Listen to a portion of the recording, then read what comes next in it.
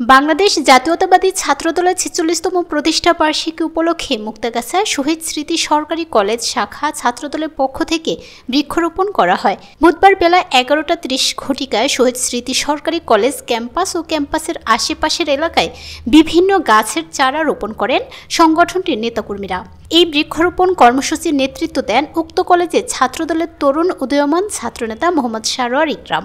এ সময় কর্মসূচিতে উপস্থিত ছিলেন উক্ত কলেজের ইসলাম শিক্ষা বিভাগের প্রভাষক মোহাম্মদ ফখরুল আলম, ছাত্রনেতা তুহিন, সাবিত, সবুজ, ইফাত, জাহিদুল ইসলাম প্রমুখ। বৃক্ষরোপণ কর্মসূচি চলাকালীন সময় সারোয়ার ইকরাম বলেন, আমি শহীদ সরকারি কলেজের দ্বাদশ শ্রেণীর শিক্ষার্থী।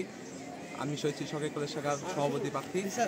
এখন আজকে বাংলাদেশ জাতীয়তাবাদী ছাত্রদলের ৪৬তম প্রতিষ্ঠা বার্ষিকী উপলক্ষে বিএনপির ভারপ্রাপ্ত চেয়ারম্যান জনাব তারেক রহমান এবং বাংলাদেশ জাতীয়তাবাদী ছাত্রদলের বিপ্লবী সভাপতি রাকিব ভাই ২ দিনব্যাপী কর্মসূচি জারি করেছেন।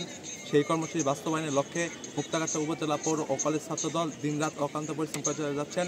তারই ধারাবাহিকতার অংশ হিসেবে আমরা শহীদ সরকারি কলেজ ছাত্রদল শহীদ কলেজ ক্যাম্পাসে এবং আশেপাশে বিভিন্ন ধরনের বৃক্ষরোপণ করলাম, কর্মসূচি পালন করেছি এবং আজকে জাতীয়তাবাদী ছাত্রদলের ৪৬তম প্রতিষ্ঠা বার্ষিকী আমরা ওয়াদা করছি অতীতে মুক্তাগাছায় একে মুশারফ সাহেবের নেতৃত্বে বিএনপি তার সকল অঙ্গ সহযোগী সংগঠনের সাথে শহীদ সরকারি কলেজ ছাত্রদল যেভাবে ঐক্যবদ্ধ ছিল, ইনশাল্লাহ আগামী দিনে ময়মনসিংহ ৫ আসনে ধানেশ্বরী কান্ডারি আল্লাহ জাকির হোসেন বাবলু ভাইয়ের নেতৃত্বে বিএনপি তার সকল অঙ্গ সহযোগী সংগঠনের পাশাপাশি শহীদ সরকারি কলেজ ছাত্রদল সর্বদা ঐক্যবদ্ধ থাকবে এবং সক্রিয় থাকবে।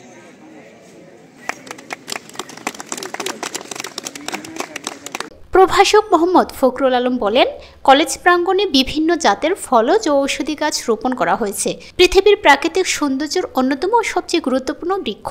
এছাড়াও তিনি আরও বলেন, ছাত্রদল এর ৪৬তম প্রতিষ্ঠা বার্ষিকী উপলক্ষে শহীদ স্মৃতি কলেজ ছাত্রদল ইউনিট কর্তৃক বৃক্ষরোপণ যে কর্মসূচি গ্রহণ করা হয়েছে, জলবায়ুর পরিবর্তনের প্রেক্ষাপটে এই কর্মসূচিটি খুবই গুরুত্বপূর্ণ এবং তাৎপর্যপূর্ণ।